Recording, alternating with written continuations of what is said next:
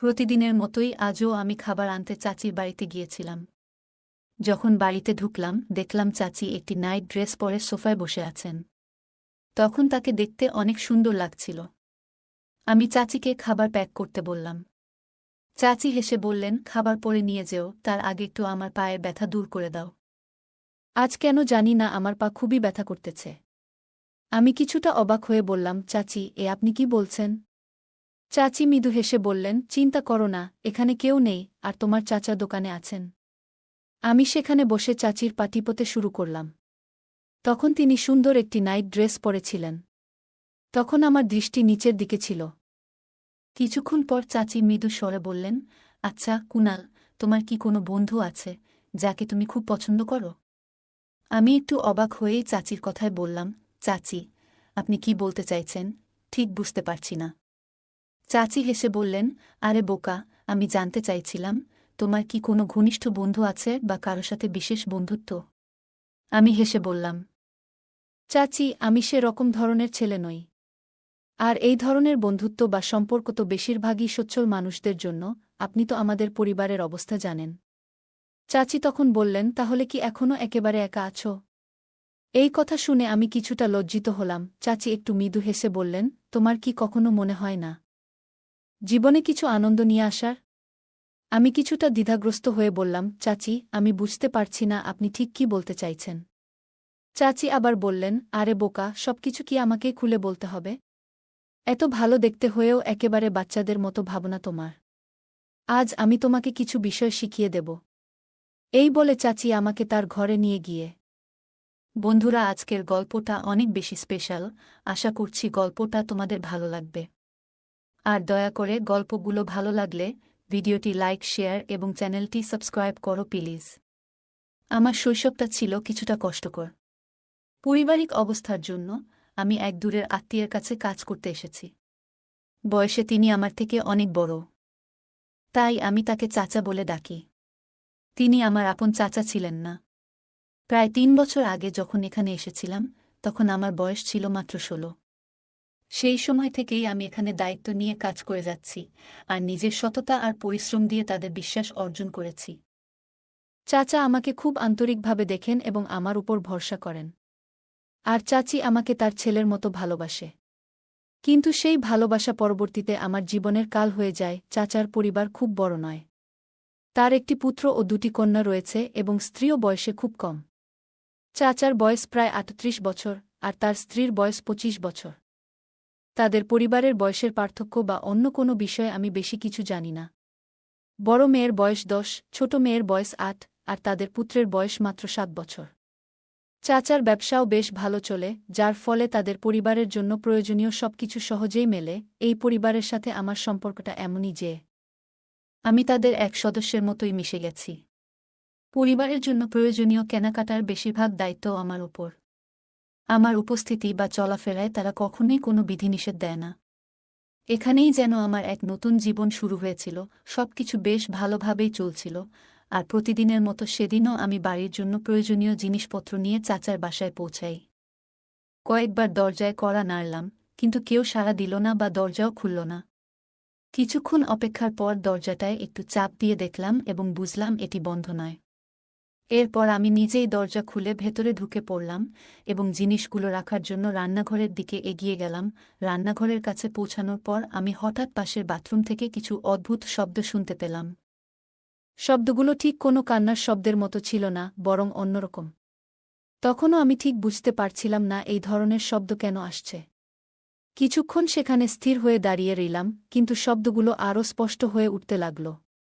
বিষয়টি খুব রহস্যময় মনে হচ্ছিল। অবশেষে আমি বাথরুমের দিকে এগিয়ে গেলাম। কিন্তু ঠিক তখনই শব্দগুলো হঠাৎ বন্ধ হয়ে গেল। তারপর আমি পুনরায় রান্নাঘরে ফিরে গিয়ে জিনিসগুলো রাখলাম। যখন বের হওয়ার জন্য দরজা দিয়ে বেরোচ্ছি, তখনই বাথরুমের দরজাটি খুলল, আর ভেতর থেকে একজন বেরিয়ে এলো। হঠাৎই দেখি চাচি বাথরুম থেকে বের হচ্ছেন। তিনি যখন আমাকে দেখলেন তখন কিছুটা অপ্রস্তুত এবং বিব্রত হয়ে আমার দিকে রেগে তাকালেন ও বললেন, তুমি কখন ভেতরে এলে? আমি কিছুটা ভয় পেয়ে গিয়ে মৃদুস্বরে বললাম, চাচি, আমি তো বাইরে অনেকক্ষণ দাঁড়িয়ে দরজা নক করছিলাম। কেউ যখন সাড়া দিল না, তখন দরজা খোলাই ছিল বলে নিজেই ঢুকে এলাম। আমার এই কথায় চাচি আর কিছু বললেন না এবং কিচেনের দিকে চলে গেলেন। সেদিন বাসায় শুধু চাচিই ছিলেন। পরে তিনি খাবার প্যাক করে দিলেন, আর আমি সেটি নিয়ে দোকানের দিকে রওনা দিলাম, কিন্তু দোকানে যাওয়ার পরেও মনটা কিছুতেই ঠিক হচ্ছিল না। বারবার ভাবছিলাম, আসলে চাচি কেন বাথরুমে এমন ছিলেন? আর অদ্ভুত সেসব শব্দই বা কেন আসছিল? পুরো দিন ভেবে কোনো কুলকিনারা করতে না পেরে অবশেষে সেই ভাবনা মন থেকে সরিয়ে রেখে কাজে মনোযোগ দিলাম, কিন্তু পরদিন আবার যখন খাবার আনতে চাচির বাড়িতে গেলাম, তখন কিছুটা অন্যরকম লাগল। চাচি যেন একটু আলাদা ভঙ্গিতে তাকাচ্ছিলেন, যা গত ৩ বছরে কখনো দেখিনি। যতক্ষণ আমি সেখানে ছিলাম তার দৃষ্টি যেন আমার দিকেই স্থির ছিল। কিছুক্ষণ পর তিনি খাবার প্যাক করে আমাকে দিলেন। আমার চাচি অনেক ভালো মনের মানুষ ছিলেন। চাচি খাবার প্যাক করে আমার হাতে দিলেন, আর আমি দরজার দিকে এগোতে লাগলাম। হঠাৎ পিছন থেকে চাচি আমাকে ডেকে দাঁড় করালেন। আমি ঘুরে দাঁড়ালাম আর বললাম, জি চাচি, বলুন। তিনি হালকা হাসি দিয়ে আমার দিকে তাকিয়ে আমাকে স্নেহের সঙ্গে আলিঙ্গন করলেন। তার এমন আচরণে আমি কিছুটা অবাক ও বিব্রত হয়ে পড়লাম। কিছুক্ষণ পর তিনি আমাকে ছেড়ে দিয়ে মৃদু হেসে বললেন, তুমি এখন বেশ বড় হয়ে গেছ, আর অনেক সুন্দরও লাগছে। তবে এই কথা যেন তোমার চাচাকে বা অন্য কাউকে না বলো। আমি মাথা নেড়ে তার কাছ থেকে বিদায় নিয়ে বের হয়ে এলাম, কিন্তু সারা পথ জুড়ে ভাবছিলাম আসলে আজ চাচির এমন আচরণের কারণ কি হতে পারে। দোকানে পৌঁছালেও আমার মনটা কাজের মধ্যে ঠিকঠাক বসছিল না। কিছুটা অস্বস্তি অনুভব করছিলাম, কিন্তু ভেতরে ভেতরে হাসিও পাচ্ছিল। পরের দিন রবিবার ছিল, আর সেদিন চাচা দোকান বন্ধ রাখতেন, তাই পুরো দিনটা বাড়িতেই কাটালাম। সোমবার সকালে দোকানে পৌঁছাতেই চাচা বললেন, তোমার চাচি কিছু বাজারের জিনিস আনতে বলেছে, তুমি একবার বাড়িতে গিয়ে দিয়ে এসো। তার কথা শুনে আমি খুশি মনে চাচার বাড়ির দিকে রওনা হলাম। বাড়িতে গিয়ে দরজায় কড়া নাড়লাম আর অপেক্ষা করতে লাগলাম। চাচি দরজা খুললেন, কারণ তার বাচ্চারা তখন স্কুলে গেছে।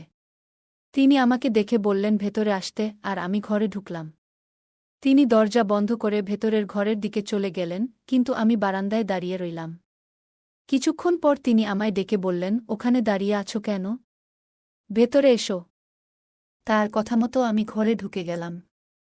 প্রথমে তিনি একটু হাসলেন, তারপর বললেন, তুমি বসো, আমি এক্ষুনি আসছি বলে বাইরে চলে গেলেন। আমি সোফায় বসে তার জন্য অপেক্ষা করতে লাগলাম। কিছুক্ষণ পর তিনি 2 কাপ চা হাতে নিয়ে ঘরে ফিরলেন।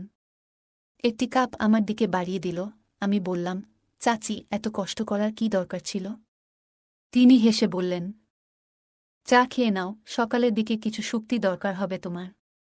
আমি একটু অবাক হয়ে ভাবতে লাগলাম, তিনি কেন এমন বলছেন। আমরা দুজনে চা খেতে খেতে তিনি মৃদু স্বরে বললেন, সেদিনের কথা তো আর কাউকে বলনি, তাই তো? আমি বুঝতে পারলেও ভান করলাম কিছু বুঝিনি। বললাম, কোনো কথা বলছেন চাচি? তিনি হেসে বললেন, আরে মনে নেই? সেদিন যখন তুমি খাবার নিতে এসেছিলে, আর বিদায়ের সময় তোমাকে একটু আলিঙ্গন করেছিলাম। আমি বললাম, হ্যাঁ চাচি, মনে আছে, কিন্তু এটা তো এমন কোনো বিষয় নয় যা অন্য কাউকে বলার প্রয়োজন হবে। আর আমি এটা নিয়ে কিছু ভাবিনি। আমার কথা শুনে তিনি কিছুটা কাছে এসে বসলেন এবং মৃদু কণ্ঠে বললেন, শোনো, কিছু বিষয় সবসময় গোপন রাখাই ভালো। কারণ তোমাকে আমি যা করতে বলবো সেটা যেন কোনোভাবেই বাইরের কেউ জানতে না পারে। তার এই কথায় আমি কিছুটা অবাক হলাম এবং মনোযোগ দিয়ে তার কথা শুনতে লাগলাম, কিন্তু মনে নানা প্রশ্নের জন্ম হচ্ছিল। আসলে কি কাজের জন্য তিনি আমাকে এমনভাবে সতর্ক করছেন? চাচি যখন এসব কথা বললেন, আমি তাকে আশ্বস্ত করলাম যে তিনি যা বলবেন সেটা নিয়ে আমি কারো সঙ্গে কথা বলবো না। আমার প্রতিশ্রুতি শুনে তিনি হাসলেন এবং খুশি হয়ে বললেন, এটাই তো আমি চেয়েছিলাম। এই বলে তিনি দাঁড়িয়ে গেলেন। তবে তখনই আমি অবাক হলাম যখন চাচি আমাকে তার পায়ের ব্যথা কমানোর জন্য হালকা মালিশ করতে বললেন। তিনি বললেন, আজ বাড়ির অনেক কাজের পর বেশ ক্লান্ত লাগছে, কুনাল, তুমি একটু পায়ে মালিশ করে দাও, যাতে ব্যথা তাড়াতাড়ি দূর হয়। আমি বিস্মিত হয়ে বললাম, চাচি, এ আপনি কি বলছেন? তিনি হেসে বললেন, চিন্তা করো না, এখানে কেউ নেই, তোমার চাচা তো দোকানে আছেন। আমি শান্তভাবে বসে তার পায়ে মালিশ করতে লাগলাম। আর আমার নজর নিচু ছিল। কিছুক্ষণ পর তিনি বললেন, আচ্ছা কুনাল, তোমার কোনো বন্ধুবান্ধবী আছে কি? আমি কিছুটা অবাক হয়ে বললাম, বন্ধু? বুঝলাম না, চাচি। আপনি কি বলতে চাইছেন? তিনি মৃদু হাসিতে বললেন, আরে বোকা, মানে কোনো বিশেষ বন্ধু আছে কি, যাকে তুমি একটু বেশি পছন্দ করো? আমি কিছুটা লজ্জা পেয়ে বললাম, চাচি, আমি সে ধরনের মানুষ নই, আর তাছাড়া আমাদের আর্থিক অবস্থাও তো আপনার জানা। এসব বিষয়ে বড়লোকদের জন্য। চাচির প্রশ্নের আমার এমন সরল উত্তর শুনে তিনি হেসে উঠলেন, আর আমি তার কথাগুলো ভেবে কেমন একটা অদ্ভুত অনুভূতি করতে থাকলাম। আমার চাচি অনেক ভালো মনের মানুষ ছিলেন, আর তিনি অনেক সুন্দরও ছিলেন। কিন্তু আমি তাকে কখনো সেভাবে দেখিনি। আমি তাকে আগে থেকেই অনেক সম্মান করতাম। চাচি বললেন, তাহলে তুমি এখনও অবিবাহিতই রয়ে গেছ? এই বলে তিনি হাসতে লাগলেন। তার কথা শুনে আমি কিছুটা লজ্জায় পড়ে গেলাম। এরপর তিনি জিজ্ঞাসা করলেন, আচ্ছা, তোমার কি কখনো মনে হয় না যে কারো সঙ্গে বিশেষ সম্পর্ক থাকা উচিত, যেমন বেস্ট ফ্রেন্ড? আমি অবাক হয়ে বললাম, চাচি, আপনি কি বলছেন? আমি কিছু বুঝতে পারছি না। তিনি হাসি দিয়ে বললেন, তোমার মধ্যে এখনো বুঝতে শেখার বয়সটাই আসেনি। তুমি তো দেখতে শক্ত সমর্থ, কিন্তু মনটা এখনো বাচ্চাদের মতো। আমি তার কথায় কিছুটা ঘাবড়ে গিয়েছিলাম। বললাম, চাচি, দেরি হয়ে যাচ্ছে, দোকানে যাই। কিন্তু তিনি হেসে বললেন, এত তাড়াহুড়ো কিসের? একটু বসো। এই বলে আমাকে কাছে টেনে নিলেন এবং বললেন, তুমি কি জানো তোমার চাচা কতটা বয়স্ক? আমাদের মধ্যে বয়সের কত ফারাক। এই বলে তিনি একটু নীরবে আমার দিকে তাকালেন এবং বললেন, একটু পায়ের ব্যথা হচ্ছে, তাই একটু তেল দিয়ে মালিশ করে দেও। আমি কিছুটা সংকোচ বোধ করলেও তার কথায় সম্মতি জানালাম। তিনি তখন আরাম করে বসে বললেন, শরম কিসের? একটু তেল দিয়ে মালিশ করে দেও। আজকে বাড়ির অনেক কাজ করেছি তো তাই। তার এই সরল ও হাস্যোজ্জ্বল কথাগুলো শুনে আমি কিছুটা দ্বিধায় ছিলাম, তবে সেই মুহূর্তে বুঝতে পারছিলাম না কিভাবে প্রতিক্রিয়া দেখাব। চাচি আমার চুলে আলতো করে হাত বুলিয়ে বললেন, তোমার চাচা তো সারাদিন কাজ করে ফিরে এসে ঘুমিয়ে পড়েন, আমার কথা ভাবেন না। আমি এখনো বেশ তরুণী, আমার জন্য তো জীবনে কিছু আনন্দ থাকা উচিত, বলো? তার কথা শুনছিলাম, কিন্তু পুরোটা যেন মাথায় ঢুকছিল না। হঠাৎ তিনি আমার হাত ধরে আমাকে পাশে বসিয়ে নিলেন। তার পাশে বসে থাকতে অদ্ভুত একটা অনুভূতি হচ্ছিল। আর তার নানা ধরনের কথা শুনে যেন ভিতরে কিছুটা অস্বস্তি কাজ করছিল। এক সময় অনুভব করলাম যেন নিজেকে পুরোপুরি সামলে রাখতে পারছি না, এবং অস্থিরতার মাঝে একটু ঘামতে শুরু করলাম। তবে চাচির মুখে আনন্দের আভাস স্পষ্ট ছিল। তিনি হাসি দিয়ে বললেন, অনেক দিন পর মনে হচ্ছে মনটা একটু শান্তি পেল তোমার সাথে কথা বলে। কুনাল, তুমি নিশ্চয়ই ভালো আছো? তার এই প্রশ্নের জবাবে আমি নিরুত্তর থেকে নিচের দিকে তাকিয়ে রইলাম। মনে হচ্ছিল এই অভিজ্ঞতায় আমার ভেতরের অনেক কিছুই বদলে গেছে। পরদিন যখন আমি আবার খাবার আনতে চাচির কাছে গেলাম, তার ব্যবহার এবং কথাবার্তা আগের দিনের মতোই যেন কিছুটা আলাদা লাগছিল। চাচি এই ব্যাপারটা আগেই ভাবনায় রেখেছিল, এবং তারপর সময় কিভাবে চলে গেল বুঝতেই পারলাম না। তবে এখন মনে হচ্ছিল বেশ ভয় লাগছে, কারণ ভাবছিলাম চাচা তো অপেক্ষা করছেন। এত দেরি হওয়ার কারণ কি বলবো? সেই চিন্তা নিয়ে চাচির সঙ্গে কথাটা তুললাম। বললাম, চাচা তো জানতে চাইবেন এত সময় কোথায় লাগালে। চাচি আমার কথা শুনে হেসে বলল, তুমি একদম চিন্তা করো না। আমাকে যদি চাচা কিছু জিজ্ঞাসা করেন, তাহলে বলবে যে আমার শরীরটা ভালো ছিল না, তাই ওষুধ আনতে তোমাকে দোকানে পাঠিয়েছিলাম।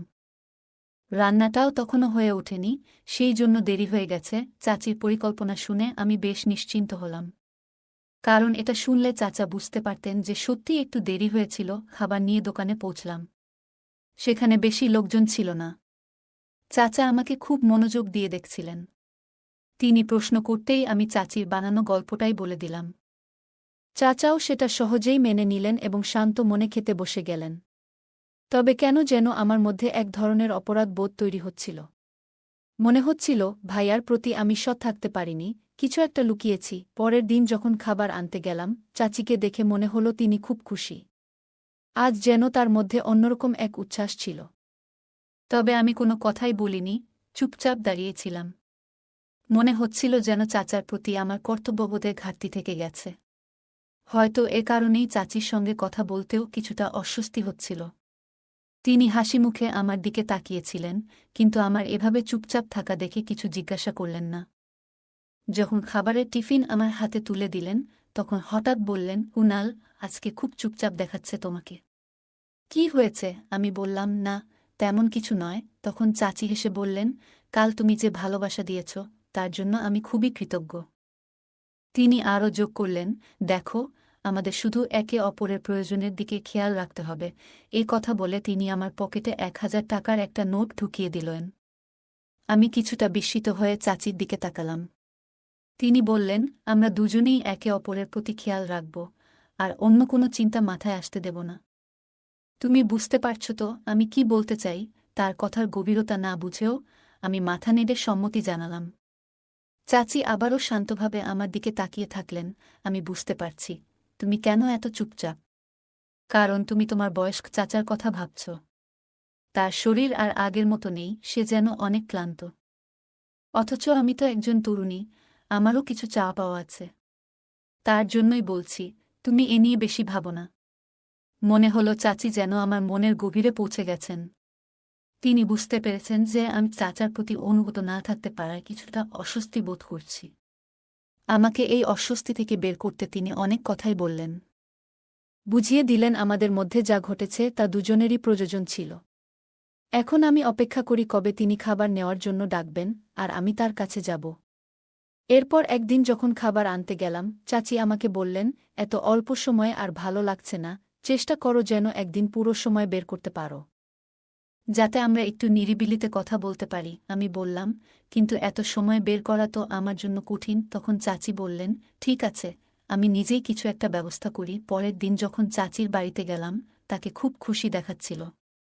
আমি কারণ জানতে চাইলাম, তখন তিনি বললেন যে তার মাথায় একটা পরিকল্পনা এসেছে, যাতে আমাকে ৩-৪ দিনের জন্য দোকানের দায়িত্ব নিতে হবে এবং সেই সঙ্গে তাদের বাড়িতেও থাকতে হবে। আমি চাচির কাছে জিজ্ঞাসা করলাম, কিন্তু এটা কিভাবে সম্ভব? তখন তিনি বললেন, তোমার চাচাকে আমি কয়েকদিনের জন্য অন্য শহরে পাঠাতে পারি। তার বড় ভাই বেশ কিছুদিন ধরে অসুস্থ, আর তোমার চাচার দোকান এবং বাড়ির দায়িত্বে থাকার কারণে সেখানে যেতে পারছে না। আমি দোকানের সব কাজ ভালোভাবে জানতাম, আর বাড়িতে থাকা আমার জন্য কোনো সমস্যা ছিল না। তাই আমি রাজি হয়ে গেলাম। চাচি বললেন, ঠিক আছে, আমি আজ রাতেই তোমার চাচার সঙ্গে কথা বলব। তবে যদি তিনি তোমাকে কিছু জিজ্ঞাসা করেন, এমনভাবে বলো যেন তুমি আগে কিছুই জানো না। বিষয়টা যেন নতুন করে শুনলে মনে হয়। আমি তাকে আশ্বস্ত করলাম, আপনি চিন্তা করবেন না, আমি ঠিক এমনটাই করব। পরদিন যখন দোকানে গেলাম, চাচা আমাকে কাছে ডেকে বললেন, তুমি কি আমার অনুপস্থিতিতে দোকানটা সামলাতে পারবে? আমি অবাক হয়ে জিজ্ঞাসা করলাম, আপনি কি কোথাও যাচ্ছেন? তিনি বললেন, হ্যাঁ, ২-৩ দিনের জন্য অন্য শহরে যাচ্ছি। আমি তাকে নিশ্চিন্ত করে বললাম, আপনি নিশ্চিন্ত থাকুন, আমি দায়িত্ব নিয়ে সব সামলে নেব। তিনি তেমনি ভরসা করছিলেন, কারণ জানতেন আমি সব কাজ বুঝি। কিছুক্ষণ চুপ থাকার পর তিনি বললেন, দোকানের চেয়ে বাড়ির ব্যাপারে বেশি চিন্তা হচ্ছে। কারণ বাড়িতে একজন পুরুষের উপস্থিতি প্রয়োজন। তাই আমি চাই যে এই কদিন তুমি আমাদের বাড়িতেই থাকো। আমি চাচার মুখের দিকে তাকিয়েছিলাম, কিছু বলার আগেই তিনি আবার বললেন, তোমার বাড়িতে যদি কোনো সমস্যা না হয়, তবে তুমি এই কটা দিন আমাদের বাড়িতে থেকেই রাত কাটাও। আমি হেসে বললাম, আপনি কেমন কথা বলছেন? আমার বাড়ির লোকজন এতে কোনো আপত্তি করবে না। আপনি যেটা বলছেন সেটাই করব। তিনি আমার কথায় খুশি হলেন, যেন তার চিন্তাটা দূর হল। চাচার মুখ দেখে মনে হলো যেন তার কাঁধ থেকে বড় একটা ভার নেমে গেছে। তিনি জানালেন যে তিনি আগামীকাল বড় ভাইয়ের খোঁজ নিতে রওনা হবেন। সেদিন দুপুরে যখন খাবার আনতে গেলাম, আমি চাচিকে এই সুসংবাদটা জানালাম। চাচি এতটাই খুশি হয়ে গেলেন যে তার আনন্দ থামছিল না। সন্ধ্যায় দোকান বন্ধ করার পর চাচা দোকানের চাবি আমার হাতে দিয়ে বললেন যে তিনি ৩ দিনের জন্য বড় ভাইয়ের কাছে যাচ্ছেন এবং চতুর্থ দিন ফিরে আসবেন। তারপর আমাকে বললেন, তুমি যেন কাল তোমার বাড়ির লোকজনকে জানিয়ে দাও যে এই কদিন আমাদের বাড়িতেই থাকবে। আমি মাথা নেড়ে সম্মতি জানালাম। বাড়ি ফেরার সময় পরবর্তী কয়েকটা দিনের কথা চিন্তা করে মনে অনেক উত্তেজনা কাজ করছিল, আর সেই উত্তেজনার জন্য রাতে ঠিকমতো ঘুমাতেও পারলাম না। পরদিন সকালে গোসল সেরে দুজোড়া জামাকাপড় গুছিয়ে নিয়ে বাড়ির লোকদের জানিয়ে দোকানে গেলাম। সারাদিন দোকানেই ছিলাম। দুপুরের খাবার কাছের একটি হোটেল থেকে আনালাম এবং অধীর আগ্রহে সন্ধ্যার অপেক্ষা করতে থাকলাম। সন্ধ্যা হতেই দোকান বন্ধ করে চাচার বাড়িতে গেলাম। সেখানে গিয়ে দেখি চাচি বসার ঘরে বসে মুভি দেখছেন, আর তার ২ মেয়ে মাটিতে বসে পড়াশোনা করছে এবং ছেলে তার খেলনা নিয়ে খেলছে। চাচিকে বেশ খুশি মনে হচ্ছিল। প্রথমেই দোকানের সমস্ত হিসাবের কথা চাচিকে জানিয়ে দিলাম এবং সমস্ত টাকাও তার হাতে তুলে দিলাম। তারপর চাচি আমার হাতে দোকানের টাকার হিসাব নিয়ে নিলেন এবং আমার জন্য খাবার গরম করে টেবিলে সাজিয়ে দিলেন। আমি খাওয়া শেষ করার পর চাচিও পাশের সোফায় এসে বসে পড়লেন। তিনি বললেন, এই বাড়িটা নিজের মতো করে ভাবো, কিন্তু বড় মেয়ে বইয়ের পাতার ফাঁক দিয়ে বারবার আমার দিকে তাকাচ্ছিল। চাচির সন্তানরা আমাকে চিনত এবং আমার সাথে বেশ স্বাচ্ছন্দ্য বোধ করত। তবে এটা প্রথমবার আমি এই সময়ে তাদের বাড়িতে এসেছি। তাই হয়তো কিছুটা অবাক হয়েছিল। চাচার বড় মেয়ে বেশ বুদ্ধিমতী, সে জানত তার বাবা বাড়িতে নেই, তাই আমি এখানে থাকব যতদিন না তিনি ফিরে আসেন। আমি কিছুক্ষণ বসেছিলাম, হঠাৎ চাচির ছেলে তার খেলনা ফেলে আমার কোলে উঠে এলো। আমার কোলে কিছুক্ষণ খেলার পরই ঘুমিয়ে পড়ল। চাচি ছেলেটিকে নিতে আমার কাছে এলেন। আর আমি চাচির মেয়ের দিকে তাকালাম যে সে মায়ের এই ঘনিষ্ঠতা লক্ষ্য করছে কিনা। তবে সে নিজের কাজে ব্যস্ত ছিল। ছেলেটিকে কোলে তুলে নিয়ে চাচি বললেন, চলো তোমার ঘরটা দেখিয়ে দিই। আমি চুপচাপ উঠে তার পেছনে চললাম। তিনি প্রথমে তার ছেলেকে নিজের ঘরে শুইয়ে দিলেন। তারপর এক ঘর ছেড়ে পাশের কক্ষের দরজা খুলে বললেন, এটাই তোমার ঘর। চাচি হাসি মুখে বললেন, এখানে কেউ তোমাকে বিরক্ত করবে না, শুধু আমি ছাড়া, বলে তিনি এক চোখ টিপ দিলেন। আমি মৃদু হেসে তার দিকে তাকালাম। আমার পাশের ঘরটাই ছিল তার মেয়েদের থাকার ঘর। ঘরটা দেখে আমরা আবার ড্রয়িং রুমে ফিরে এলাম। চাচি আর আমি বিভিন্ন বিষয়ে গল্প করতে করতে সময় কাটালাম। রাত 10টার দিকে চাচি তার মেয়েদের ঘুমাতে যেতে বললেন। আমিও ঘুমানোর কথা বলে উঠে দাঁড়ালাম, যদিও সত্যি ঘুমানোর ইচ্ছে ছিল না। আসলে মেয়েদের দেখানোর জন্যই ঘুমানোর ভান করেছিলাম। আমি নিজের ঘরে শুয়ে পড়লাম, কিন্তু রাত প্রায় 12টা নাগাদ দরজায় হালকা শব্দ শুনলাম। অবাক হয়ে দেখি চাচি ঘরে ঢুকলেন। কাছে এসে বললেন, আমার ঘরে একটু এসো। তিনি আমাকে তার ঘরে নিয়ে গেলেন এবং দরজাটা বন্ধ করলেন। কিছুক্ষণ পরে চাচা আচমকা ঘরের এক কোণ থেকে বেরিয়ে এলেন। চাচা এসে আমার দিকে রেগে তাকালেন এবং পাশে দাঁড়িয়ে থাকা চাচিকে সরিয়ে দিলেন। চাচা কিছুদিন ধরেই আমাদের উপর সন্দেহ করছিলেন, যদিও তার সন্দেহের কারণটা তখনও আমি পুরোপুরি বুঝতে পারিনি। প্রায়ই দোকানে খাবার পৌঁছে দিতে আমার একটু দেরি হয়ে যেত। তবে সেটা নিয়ে যে চাচা এতটা সন্দেহ করবেন, তা ভাবতে পারিনি। তিনি আমাদের প্রতিটি পদক্ষেপের দিকে নজর রাখছিলেন এবং পরিস্থিতি বোঝার চেষ্টা করছিলেন।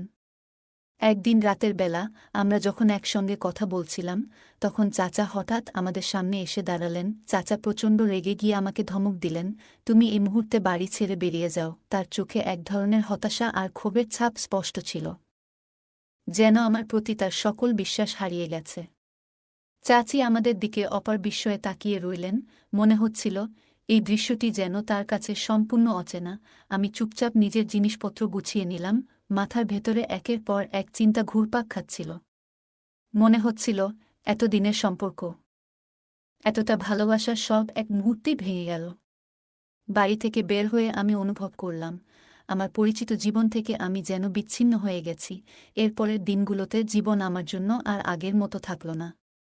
কাজ হারালাম, আশ্রয় হারালাম, এমনকি জীবনের প্রতি আমার সমস্ত আস্থা হারিয়ে যেতে লাগল। চাচা এবং তার স্ত্রীর সম্পর্কেও গভীর প্রভাব পড়ল। তাদের জীবনের শান্তি যেন কোথাও হারিয়ে গেল। একসময়ের হাসিখুশি সংসারে নেমে এলো নীরব বিষাদের ছায়া। চাচা চাচিকে তার বাবার বাড়িতে রেখে এসেছিলেন, তাকে আর নিয়ে আসেননি। চাচি ও আমার ভুলের কারণে আমাদের সবার জীবনে দুঃখের কালো ছায়া নেমে এলো। তাই কোনো কাজ করার আগে ভেবে চিন্তে করা উচিত। তাই এই গল্প থেকে আমাদের শিক্ষা নেওয়া উচিত। পারিবারিক সম্পর্কের ভিত্তি বিশ্বাসের উপর নির্ভর করে। যখন সেই বিশ্বাসে ফাটল ধরে, সম্পর্কগুলো ধ্বংসের মুখে পড়ে। তাই আমাদের উচিত পারিবারিক ও ঘনিষ্ঠ সম্পর্কগুলিকে সযত্নে রক্ষা করা এবং এমন কোনো কাজ এড়ানো যা এই সম্পর্কগুলিকে আঘাত করতে পারে। আমাদের প্রতিটি কাজ এবং আচরণে স্বচ্ছ থাকা উচিত। যদি আমরা গোপনীয়তা বজায় রেখে চলি বা সত্য লুকাই, তা অবশেষে সম্পর্ক এবং আমাদের ব্যক্তিগত জীবনকে ক্ষতিগ্রস্ত করতে পারে। গল্পের প্রধান চরিত্রের ভুল কাজের জন্যই পুরো পরিবারের উপর প্রভাব পড়েছিল। আমাদের প্রতিটি কাজেরই একটি পরিণাম থাকে, যা শুধু আমাদের নয়, আশেপাশের মানুষদের উপরও প্রভাব ফেলে। সুতরাং কোনো কাজ করার আগে সেটির সম্ভাব্য ফলাফল নিয়ে ভাবা উচিত। গল্পের পরিস্থিতি থেকে বোঝা যায়, এক মুহূর্তের ভুল সিদ্ধান্ত গোটা পরিবারের শান্তি ও সুখ কেড়ে নিতে পারে। বন্ধুরা, যদি এই গল্পটি ভালো লেগে থাকে, তাহলে দয়া করে ভিডিওটি লাইক করুন এবং আমাদের চ্যানেলটি সাবস্ক্রাইব করুন। পাশে থাকা বেল আইকনটি প্রেস করুন যাতে করে আমরা যখনই নতুন ভিডিও আপলোড করি তার নোটিফিকেশন সবার আগে আপনার কাছে পৌঁছে যায়। ধন্যবাদ, দেখা হবে আমাদের পরবর্তী ভিডিওতে।